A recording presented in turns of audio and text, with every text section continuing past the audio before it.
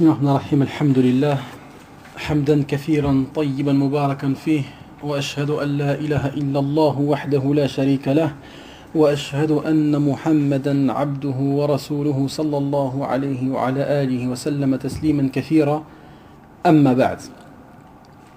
Donc dans les cours précédents, nous avons expliqué par la grâce d'Allah subhanahu wa ta'ala 4 vers de ce poème, Lamia, de Cheikh l'Islam Ibn Taymiyyah, rahimahullah ta'ala.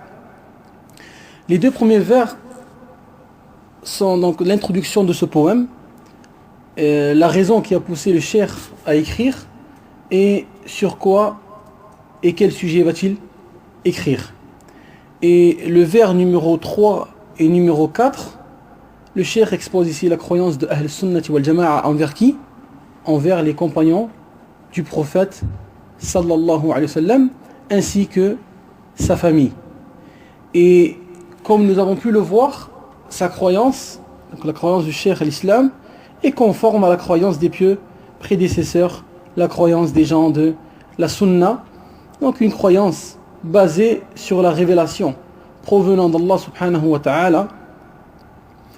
Et aujourd'hui, incha'Allah ta'ala, nous allons donc expliquer les 4 vers suivants, donc le 5, le 6, le 7 et le 8, qui concernent donc la croyance des gens de la sunna envers le Coran et envers les noms et les attributs d'Allah subhanahu wa ta'ala. Donc, يقول الناظم رحمه الله تعالى: وأقول في القرآن ما جاءت به آياته فهو الكريم المنزل. Il dit, et je dis sur le Coran ce avec quoi sont venus ces versets.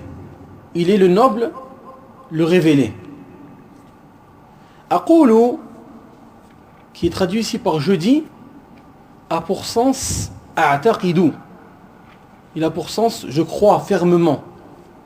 C'est-à-dire ma croyance envers le livre d'Allah subhanahu wa ta'ala, c'est-à-dire le Coran, est conforme avec ce avec quoi sont venus ces versets. C'est-à-dire que Ahl Sunnati wal Jama'a croit fermement que le Coran est la parole d'Allah subhanahu wa ta'ala, descendue et révélée et non créée. C'est d'Allah qu'il a commencé et c'est vers lui qu'il retournera. Ces points-là sont les points avec lesquels sont venus les versets. C'est-à-dire les versets dans le Coran montrent la croyance que nous devons avoir envers ce Coran-là. C'est pour ça que Cheikh dit وَأَقُولُ فِي الْقُرْآنِ مَا جَاءَتْ بِهِ آيَاتُ. Et je dis sur le Coran ce avec quoi sont venus ces versets. Avec quoi sont venus ces versets? Ils sont venus avec 3 points essentiels.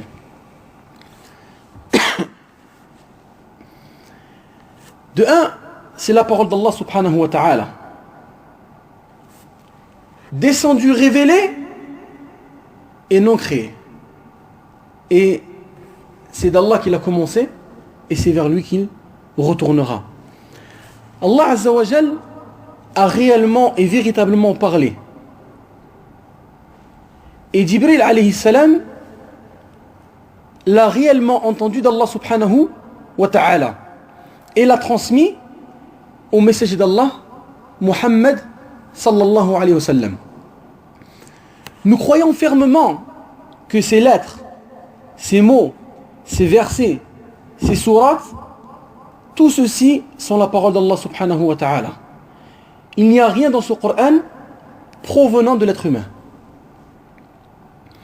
Et le fait que nous le récitons de nos voix et que nous l'écrivons de nos plumes ne change rien ou ne change en rien que ce Coran est la parole d'Allah subhanahu wa ta'ala. Et ceci donc est la croyance de Ahl Sunnati wal Jama'a et donc la croyance sur laquelle était le Cheikh l'Islam Ibn Taymiyyah rahimahullah ta'ala. Donc la croyance de Ahl Sunna envers le Coran se résume en combien de points? En 3 points. Le premier, يؤمنون بأن القرآن الكريم كلام الله. Ils croient que le noble Coran donc est la parole d'Allah.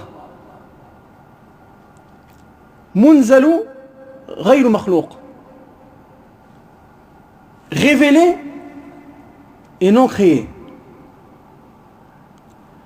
Et la troisième chose, minhu bada'a wa ilayhi ya'ud. C'est d'Allah qu'il a commencé et c'est vers lui qu'il retournera. Donc, en ce qui concerne le premier point, les preuves tirées du Coran qui prouvent que le Coran est la parole d'Allah subhanahu wa ta'ala, nous avons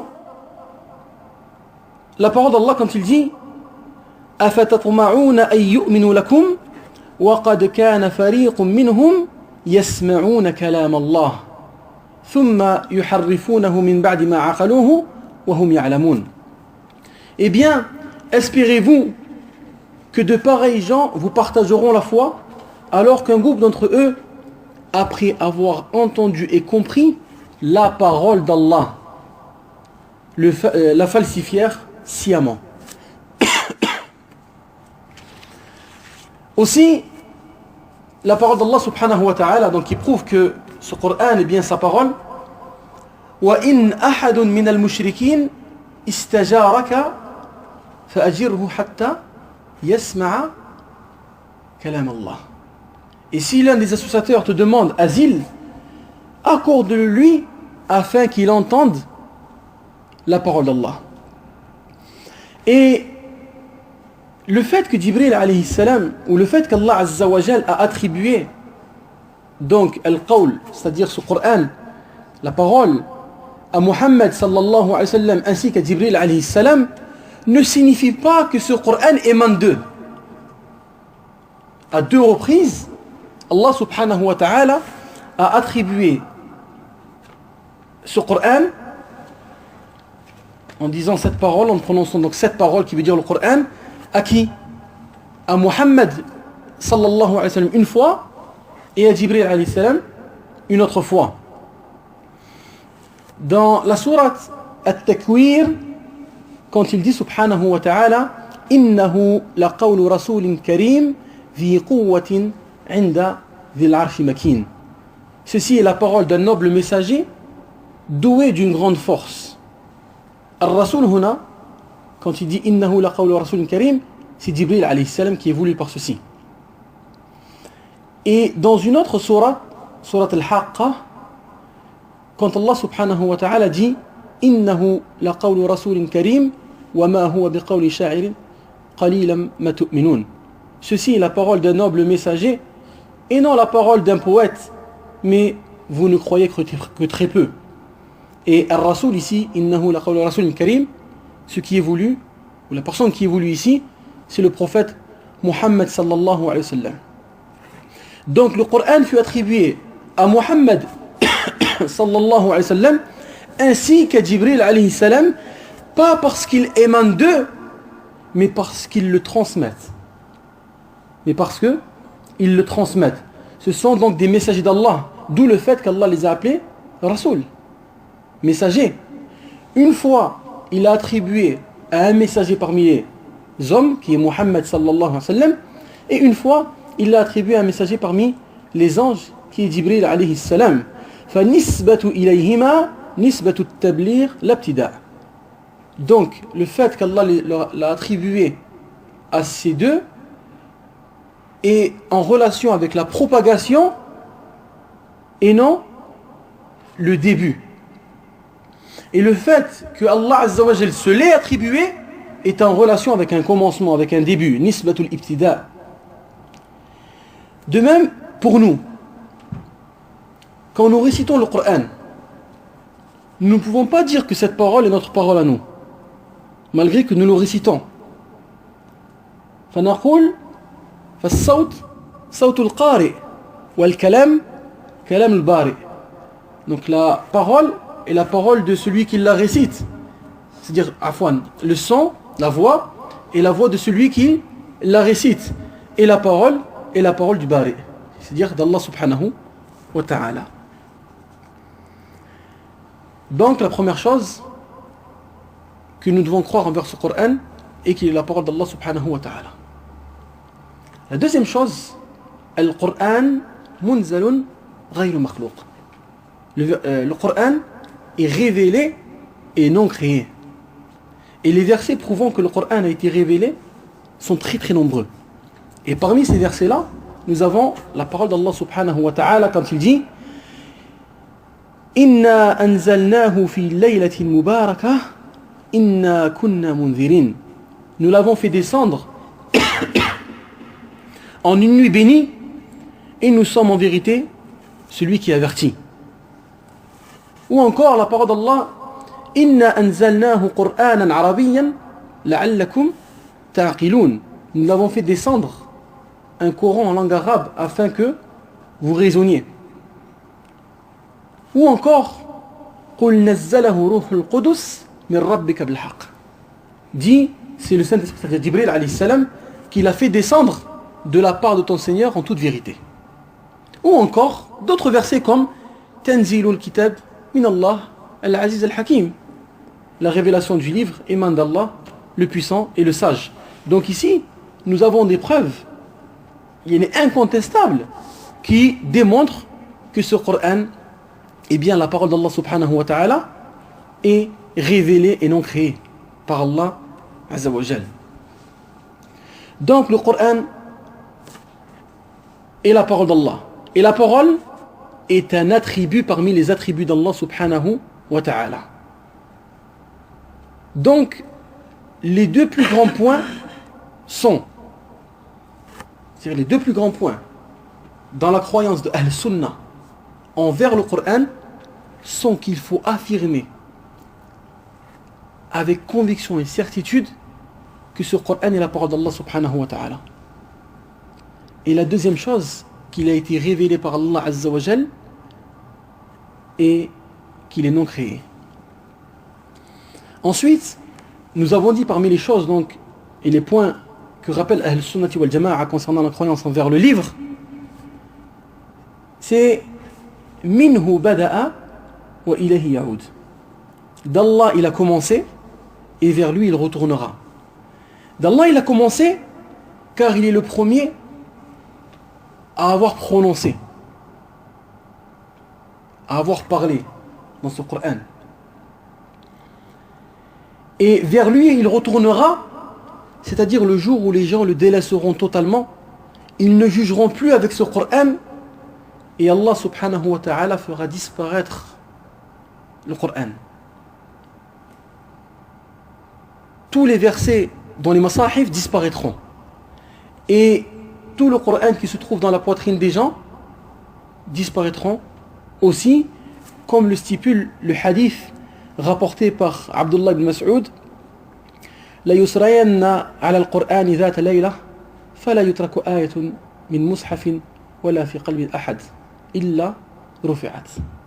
Yani le Coran sera retiré au cours d'une nuit et il ne sera laissé aucun verset dans les masahif ni dans le cœur des gens sans qu'il soit retiré. Donc ceci est la croyance de Ahl-Sunnati wal Jama'a envers le Coran. Et retenez, c'est très important, la première chose, qu'il est la parole d'Allah subhanahu wa ta'ala. Deuxième chose, révélée et non créée. Et troisième chose, c'est d'Allah qu'il a commencé et c'est vers lui qu'il retournera. Et ces trois points, et ce avec quoi sont venus ces versets. Ces trois points, et ce avec quoi sont venus ces versets. C'est pour ça que le cheikh il dit wa aqulu fil Qur'an, et je dis sur le Coran, c'est-à-dire sur le Coran lui-même, ma ja'at bihi ayatuhu, ce avec quoi sont venus ces versets. Fa huwa al-karim al-munzalu, il est le noble et le révélé. Ensuite, Cheikh l'Islam rahimahullah ta'ala dit wa aqulu qala Allah jalla jalaluhu wal mustafa al-hadi wa la ata'awwalu, et je dis Allah exalté soit-il a dit, et de même l'élu, le guide, et je n'interprète pas. Ici le cheikh rahimahullah ta'ala expose un grand fondement parmi les fondements de Ahl-Sunnati wal Jama'a, qui est d'où et de quelle manière Ahl Sunnati wal Jama'a puise ses preuves. D'où et de quelle manière Ahl Sunnati wal Jama'a puise ses preuves. D'où d'Allah et de son messager. D'où d'Allah et de son messager. Wa aqulu qala Allahu jalla jalaluhu wal Mustafa al-Hadi. D'Allah et de son messager. Et de quelle manière? Wala ata'awwalu. Sans interpréter. Sans interpréter ces versets de ma raison ou à partir d'un songe, d'un rêve, d'une histoire inventée, et sans interpréter les attributs d'Allah Azza wa Jalla à notre manière. Donc les deux sources de Ahl Sunnah sont Al-Qur'an et la Sunna du prophète sallallahu alayhi wa sallam, selon la compréhension des pieux prédécesseurs ridwanullah alayhim. Le prophète alayhi salatu wassalam a dit وَلَقَدْ تَرَكْتُ فِيكُمْ مَا إِن تَمَسَّكْتُمْ بِهِ لَن تَضِلُّوا بَعْدِ أَبَدًا كِتَابَ اللَّهِ وَالسُّنَّةِ. Il dit à Nabi sallallahu alayhi wa sallam, en vérité, j'ai laissé parmi vous deux choses grâce auxquelles vous ne vous égarerez point si vous vous y cramponnez, le livre d'Allah et ainsi que ma sunna. Selon la compréhension des pieux prédécesseurs. Selon la compréhension de qui? Des pieux prédécesseurs. Plus précisément, des compagnons du prophète alayhi salatu wassalam. يقول الله سبحانه وتعالى وما يشاقق الرسول من بعد ما تبين له الهدى ويتبع غير سبيل المؤمنين نوله ما تولى ونصله جهنم وساءت مصيرا. Et quiconque fait scission avec le messager d'Allah après que le droit chemin lui est apparu et suit un sentier autre que celui des compagnons, c'est-à-dire suit une compréhension autre que celui des compagnons ou des croyants, afwan. Donc les croyants ici sont les compagnons. Alors nous le détournerons comme il s'est détourné et nous le jetterons dans le Jahannam, dans le feu. Et quelle mauvaise destination. Donc nous avons deux sources, le Coran et la Sunna. Et nous avons une compréhension, la compréhension des croyants, des pieux prédécesseurs, as-Sahaba. Donc quand les gens de la Sunna appuient leurs arguments dans la croyance, ils se basent sur la parole d'Allah et de son messager sallallahu alayhi wa sallam. Donc celui qui s'accroche au Coran et à la Sunna sera bi'idnillahi azza wa jal sur un grand bien. Et si quelqu'un te demande, oh vous, les gens de la Sunna, quelles sont vos sources? D'où puisez-vous votre croyance? Tu réponds fermement et avec certitude, nos sources sont au nombre de deux, Al-Qur'an et Al-Sunnah. Et s'il te demande de quelle manière, tu réponds de la manière dont l'ont compris les compagnons, les pieux prédécesseurs. Ensuite, le cheikh, rahimahullah ta'ala, dit Wala ata'awwalu. Ici, le cheikh vise at-ta'wil al-batil, la fausse interprétation. Car at-ta'wil, il a aussi pour sens tafsir. Ta'wil al-Qur'an, tafsir al-Qur'an, l'explication du Qur'an, l'interprétation du Qur'an. Lakin ici, cheikh ne vise pas ceci. Il vise la fausse interprétation qui émane de la raison, de la philosophie, des rêves, des songes, des histoires inventées ou des hadiths qui sont mensongers. Et donc, il n'interprète pas. Il n'interprète pas les attributs d'Allah subhanahu wa ta'ala selon sa raison. Mais il les transmet comme cela lui a été transmis, sans interpréter. Et comme nous allons le voir dans les deux prochains vers, Cheikh ici,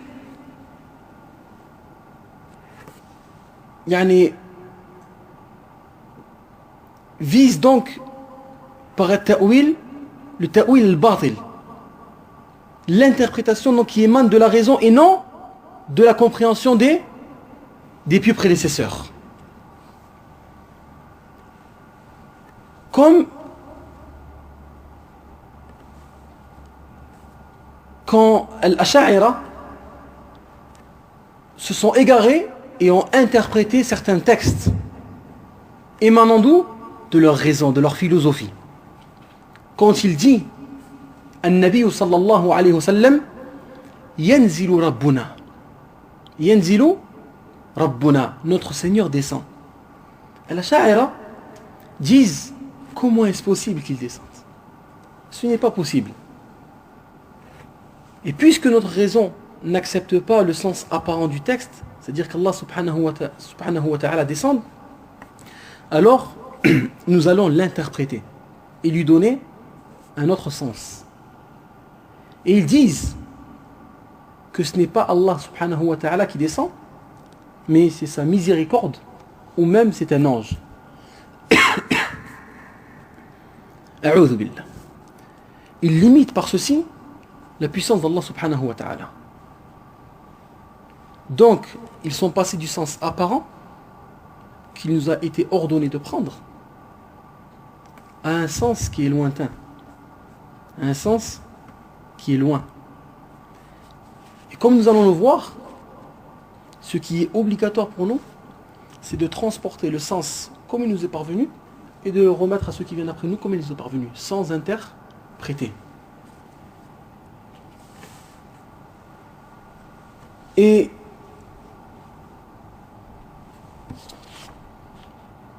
donc ils sont passés du sens apparent à un autre sens. Et cette interprétation qu'ils ont eue, est-ce qu'elle émane de la compréhension des plus prédécesseurs? Est-ce qu'elle émane des hadiths authentiques du prophète alayhi salatu wassalam? Non. Donc ils ont interprété ceci sans se baser sur des preuves, mais sur leur raison et leur faiblesse. Et ceci n'est pas la voie des gens de la sunna. Et leur raison limitée a fait en sorte qu'ils n'ont même pas compris la suite du hadith.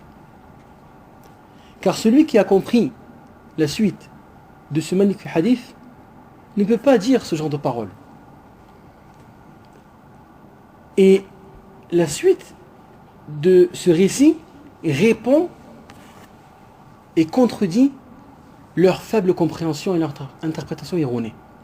Le prophète sallallahu alayhi wa sallam dit Yanzilu Rabbuna tabaraka wa ta'ala kulla laylatin ila sama'i dunya hina yabqa thuluth al-layl al-akhir يقول من يدعوني فأستجيب له ومن يسألني فأعطيه ومن يستغفر لي فأغفر له. Allah descend chaque nuit au ciel le plus proche, vers le dernier tiers de la nuit, et dit qui m'invoque, que je l'exauce. Qui me demande, que je lui donne. Qui implore mon pardon, que je lui pardonne. Qui descend? Allah. Comment? On l'ignore. Il descend comme cela lui convient à Azza wa Jal. Qui nous invoquons? Allah. Qui exauce? Allah. À qui on demande de pardon? À Allah. Et qui pardonne? Allah. Ça, c'est la compréhension de Ahl-Sunnati wal Jama'a, qui ont pris le sens apparent du texte tel que l'ont compris les compagnons. Par contre, Al-Asha'ira, qui par leur faible raison ont rejeté le sens apparent et l'ont interprété sans se baser sur des preuves venant d'Allah et son messager, ont dit que ce qui descend, c'est la miséricorde. Et ce n'est pas Allah Azza wa Jal. Ou c'est un ange et non Allah subhanahu wa ta'ala. Nous leur répondons. Donc c'est un ange qui dit, qui m'invoque. Est-ce que c'est un ange qui dit, qui m'invoque? Parce qu'Allah Azza wa Jal descend dans le hadith et dit, qui m'invoque? Qui me demande? Qui m'implore mon pardon? Ou qui implore mon pardon? Alors nous leur disons à ces gens-là, si c'est un ange qui descend, est-ce que c'est lui qui dit, qui m'invoque? Est-ce que nous invoquons les anges? A'udhu billah. Est-ce que c'est lui qui dit, qui me demande? Est-ce que nous demandons aux anges? Est-ce que c'est aux anges que nous implorons le pardon? A'udhu billah. Donc la fin du hadith éclaircit et répond et contredit leur compréhension. Donc le cheikh dit, Wala ata'awwalu, je n'interprète pas de ma raison, à partir de ma raison, ni de ma tête sans preuve. Ensuite le cheikh va parler dans les deux versets suivants de la croyance de Ahl Sunnati wal Jama'a concernant les attributs d'Allah subhanahu wa ta'ala. Sifat Allah azza wa jal. يقول وجميع آيات الصفات أمرها حقا كما نقل الطراز الأول. Et l'ensemble des versets sur les attributs, je les transmets véritablement comme rapporté de la première génération. Nous devons les transmettre comme il a été rapporté. وأرد عهدتها إلى نقالها وأصونها عن كل ما يتخيل. Et je renvoie leur responsabilité à leurs transmetteurs et je les préserve de tout ce qui s'imagine. Quelle est la croyance de Ahl Sunnati wal Jama'a concernant les noms et les attributs d'Allah subhanahu wa ta'ala? Nous avons 3 points. Nous avons 3 points très importants. La première chose, l'attribution. Premier point, l'attribution. Nous attribuons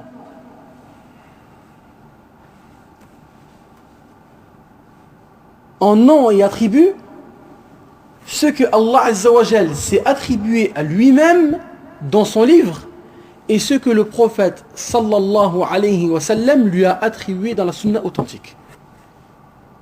Ça c'est le premier point, l'attribution. Le deuxième point qui est en relation avec le premier, donc avec l'attribution. Nous attribuons ces attributs, ces sifat, sans takyif,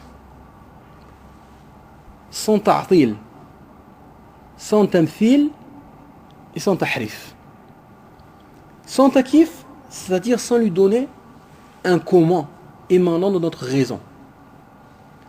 Sans ta'til, c'est-à-dire sans les rejeter.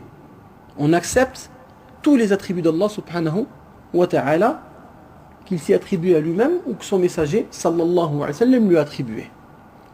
Sans tamthil, c'est-à-dire que on ne fait pas ressembler les attributs d'Allah azza wa jal aux attributs des créatures. Et sans tahrif, on n'interprète pas les attributs d'une manière erronée, soit en lui donnant un sens qui n'existe pas, ou en donnant un sens lointain. Donc les deux premiers points concernant la croyance de Ahl Sunnati wal Jama'a envers les attributs d'Allah, de 1, l'attribution. On attribue à Allah Azza wa Jal tout ce qu'il s'est attribué à lui-même ou tout ce que son prophète lui a attribué dans un texte authentique. Deuxième chose, qu'on lui attribue sans takyif wa ta'til wa tamthil wa la tahrif. Le troisième point, le rejet. Le troisième point, le rejet. C'est-à-dire, Ahl Sunnah exclut, écoutez bien, c'est très très important. C'est très important. Ce n'est pas simplement, dans la croyance de Ahl Sunnah, ce n'est pas simplement le fait d'attribuer à Allah Azza wa Jal ce qui s'est attribué lui-même. Lakin il faut rejeter ce qu'Allah Azza wa Jal s'est rejeté lui-même.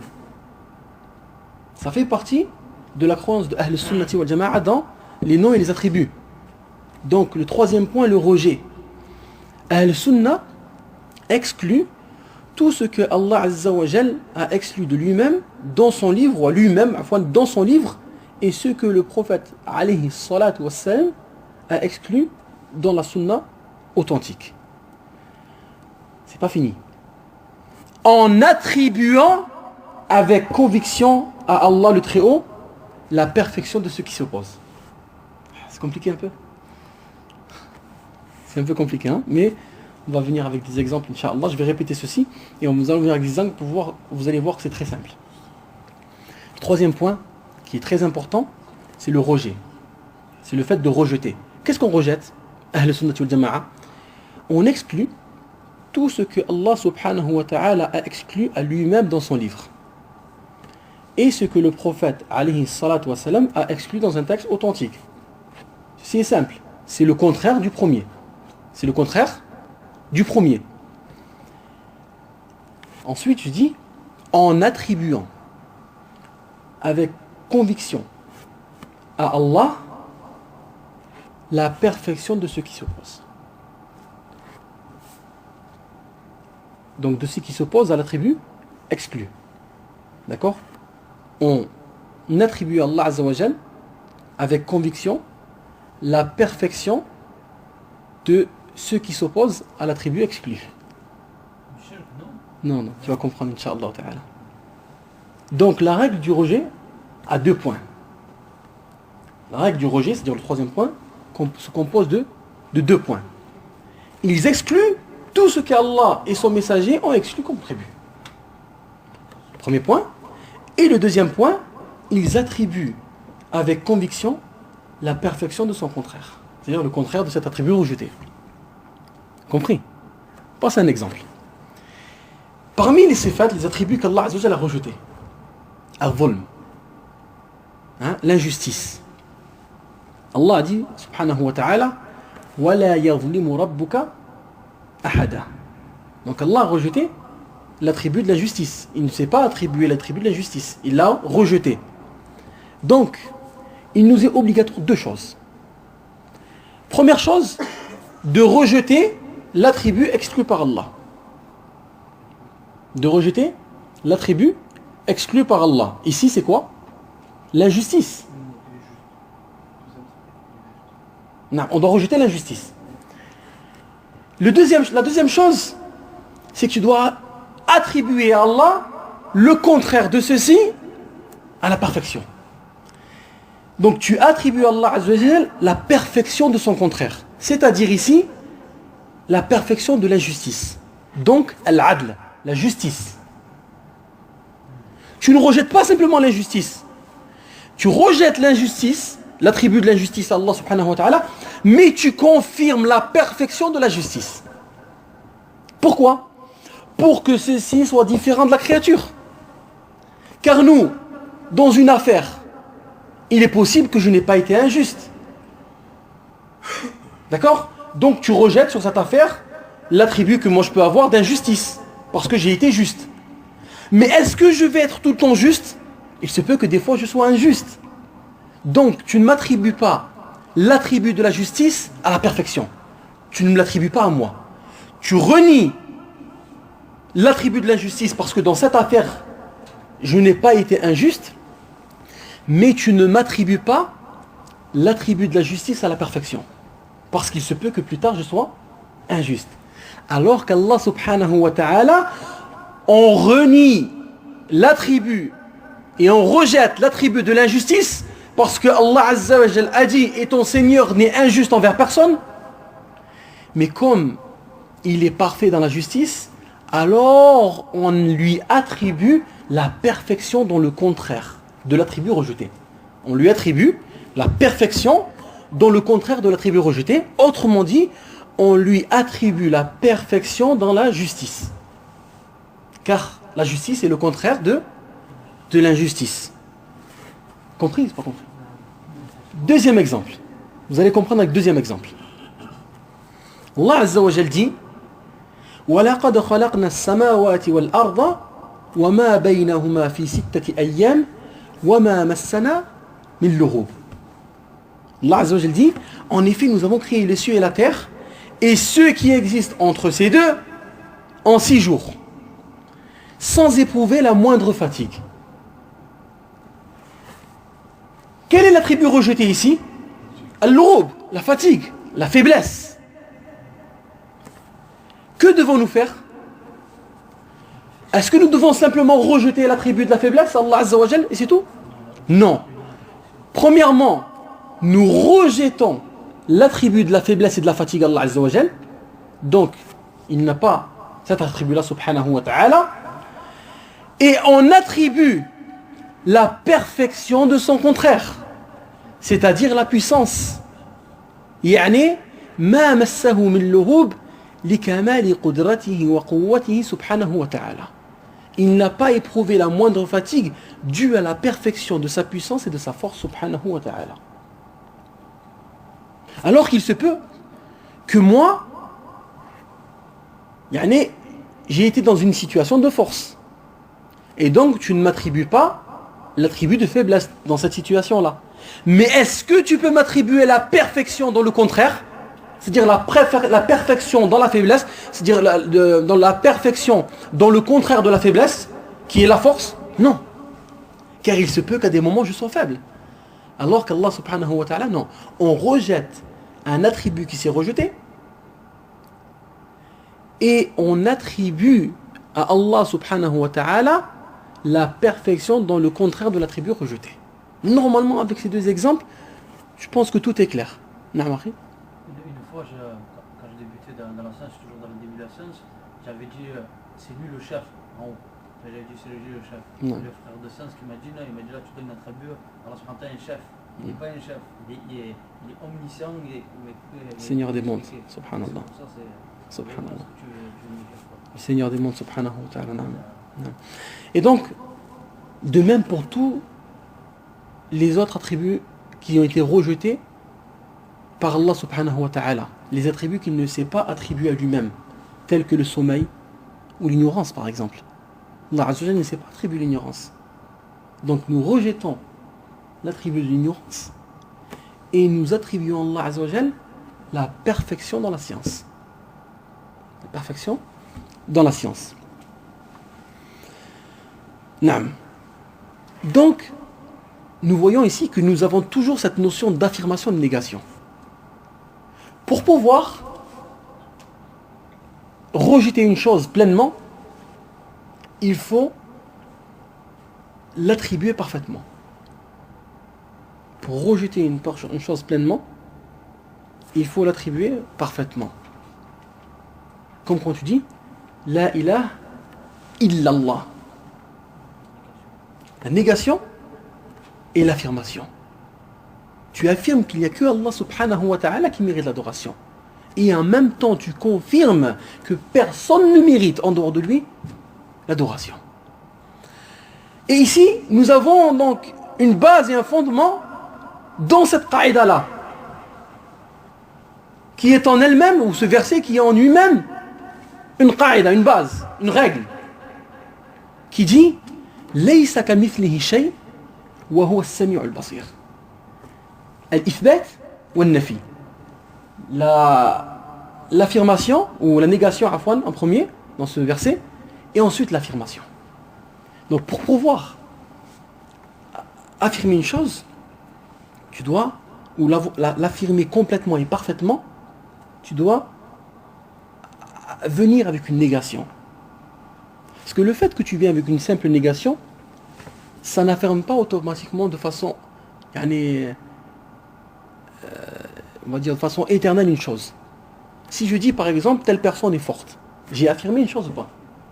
Mais est-ce que ça veut dire qu'il sera toujours fort? Mais si je veux affirmer qu'il est fort et tout le temps fort, alors je dis cette personne est forte et ne sera pas faible. Donc pour affirmer pleinement une chose, il faut qu'on vienne avec une négation. Regardez ici, subhanahu wa ta'ala, même dans les kalimat al-tawhid, la ilaha, nous avons négation, illallah, l'affirmation. Ici, laysa kamithlihi shay. Rien ne lui ressemble. C'est quoi? Négation. Wa huwa as-sami' al-basir. Et il est l'audient et l'omniscient. Il affirme ici, subhanahu wa ta'ala. Il affirme Donc il rejette toute ressemblance et ensuite il affirme deux noms et deux attributs. Deux noms, As-Sami', l'audient, Al-Basir, l'omniscient. Et deux attributs qu'on sort de ces deux noms, qui est donc lui, Sam' wal-Basar, la vue. Wal-Basar, la vue. Et tout ce que nous avons dit ici, ce que vous allez voir, parce que tout ce que nous avons dit là est tiré d'où? Du Coran et de la Sunna. Et Cheikh l'Islam, rahimahullah ta'ala, Ibn Abbas, Ibn Taymiyyah, a dit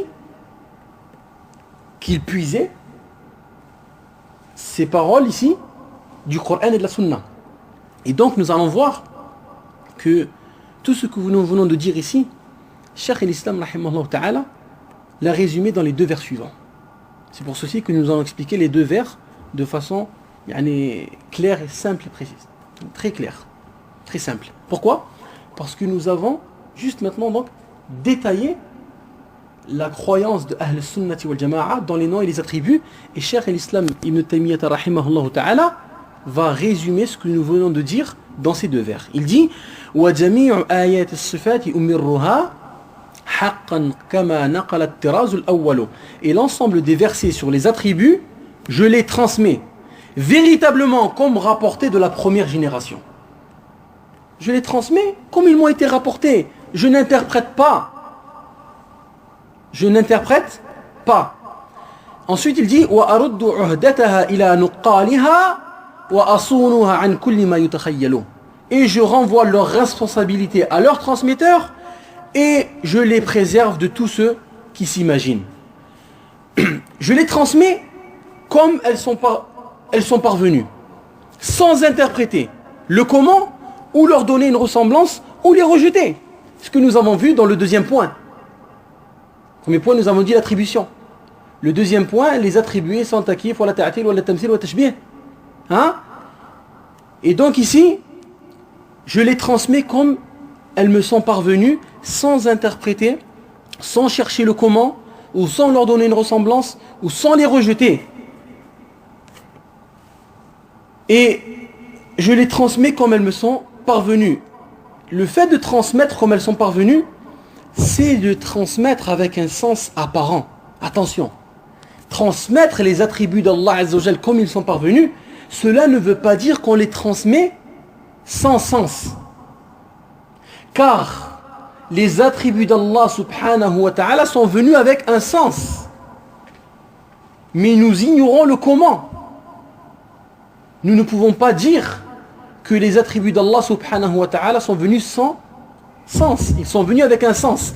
Et les transmettre, selon la compréhension de Ahl Sunnah, c'est les transmettre avec le sens apparent. C'est-à-dire le sens qui est connu dans la langue arabe. On ne les rejette pas, on ne rejette pas le sens.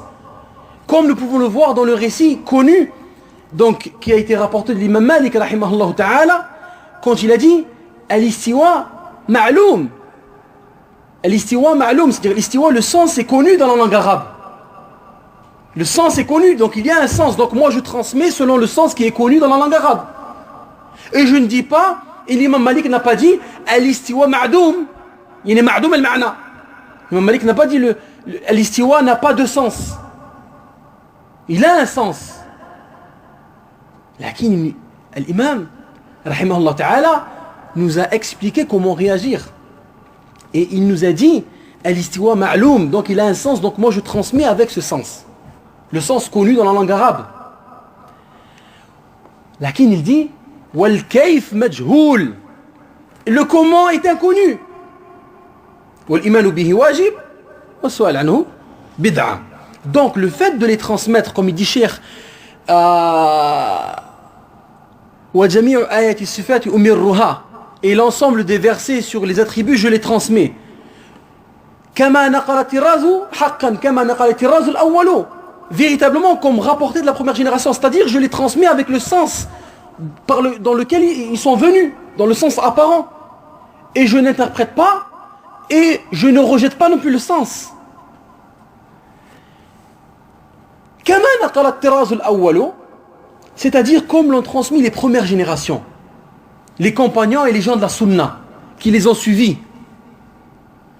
Et non comment l'ont transmis les sectes qui se sont égarées dans ce domaine, soit en donnant à ces attributs un commun, ou soit en les rejetant, ou soit en donnant une ressemblance à la créature, ou soit en lui donnant une interprétation erronée. Non.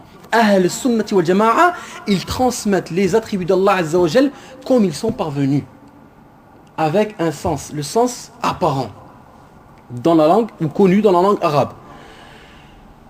Donc il dit, summa il dit, wa aruddu uhdataha ila nuqaliha, et je renvoie leur responsabilité à leurs transmetteurs. Et les transmetteurs ici sont dignes de confiance. Les transmetteurs ici sont qui? Sont les compagnons du prophète sallallahu alayhi wa sallam. Ils ont entendu les textes concernant les attributs d'Allah Azza wa Jal de la bouche du prophète alayhi salatu wa salam. Ils les ont mémorisés et ils les ont transmis. Nous n'avons pas entendu directement ceci de qui? De la bouche du prophète alayhi salatu wa salam. Mais nous les acceptons et nous renvoyons leur responsabilité à leurs transmetteurs. Nous renvoyons dans le fait d'attribuer à Allah Azza wa Jal certains attributs, nous renvoyons cette responsabilité à qui? À ces transmetteurs, qui sont les compagnons et bien sûr qui sont dignes de confiance. Donc je ne rejette pas ces attributs qui nous sont parvenus par le biais des textes bien sûr transmis par les compagnons du prophète sallallahu alayhi wa sallam. Ensuite le cheikh pour finir dit wa asunuha an kulli ma yutakhayyalu, et je les préserve de tout ce qui s'imagine. Je préserve quoi? Je préserve ces attributs de tout ce que je peux imaginer. Ces vers nous montrent ici la nullité du takyif. Qu'on ne peut pas donner un comment aux attributs d'Allah subhanahu wa ta'ala. C'est-à-dire, je les préserve de tout ce qui s'imagine. Je ne peux pas imaginer un attribut d'Allah azza wa jal. C'est-à-dire de chercher le comment des attributs d'Allah. Tout ce que tu peux t'imaginer d'Allah azza wa jal, sache qu'Allah azza wa jal est plus grand et plus puissant que ça. Tout ce que tu peux t'imaginer, prends-la comme règle. Prends cette parole comme règle. Tout ce que tu peux t'imaginer vis-à-vis d'Allah azza wa jal, sache avec certitude qu'Allah subhanahu wa ta'ala est plus grand et plus puissant que ceci. Et nous sommes dans l'incapacité de donner aux attributs d'Allah subhanahu wa ta'ala une ressemblance ou un comment. Donc on préserve les attributs d'Allah azza wa jal de tout ce qu'on peut imaginer. C'est pour ceci qu'il dit wa asunuha et asunu as-sifat an kulli ma yutakhayyalu, et je les préserve de tout ce qui s'imagine. Et incha'Allah ta'ala naktafi bihada al-qadr, et dans les prochains cours nous allons voir et étudier incha'Allah certains points dans la croyance de Ahl sunnati wal jama'a que a rapporté ici Cheikh al-Islam Abdul Abbas ibn Taymiyyah rahimahullah ta'ala, tel que la vision d'Allah azza wa jal, tel que la descente d'Allah subhanahu wa ta'ala d'un tiers de la nuit, tel que la balance, le pan, l'enfer, le paradis, en nous basant bien sûr sur les règles que nous avons précédemment citées et que nous avons vu donc dans ce cours-là et les cours précédents. Wa usalli wa sallim ala nabiyina Muhammad wa ala alihi wa sahbihi ajma'in. Wassalamu alaykum wa